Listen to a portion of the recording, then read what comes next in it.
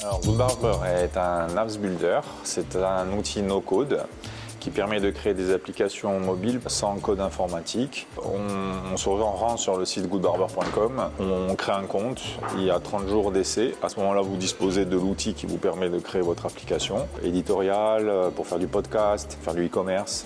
Quand on a créé Goodbarber, c'était un postulat de base de déployer sur différents pays et on a des clients dans 140 pays.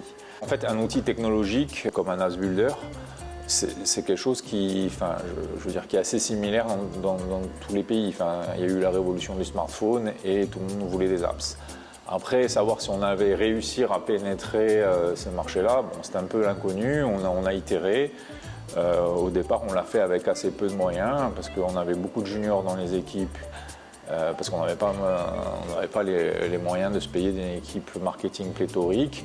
Puis au fur et à mesure, en fait, en gagnant des clients, on a un peu tuné notre marketing international et qui a donné de bons résultats, quoi. C'est un service qu'on a lancé en 2011 et à l'époque, en fait, tous nos concurrents s'appelaient Apps quelque chose. Et on s'est dit, il faut qu'on trouve quelque chose qui n'a rien à voir pour que les gens retiennent notre nom. Et dans le brainstorming, il est sorti le mot Goodbarber et du coup, ça nous a plu et voilà, c'est comme ça qu'il n'y a pas une explication particulière au nom Goodbarber, si ce n'est celle de se différencier de tous les concurrents qui s'appelaient Apps quelque chose.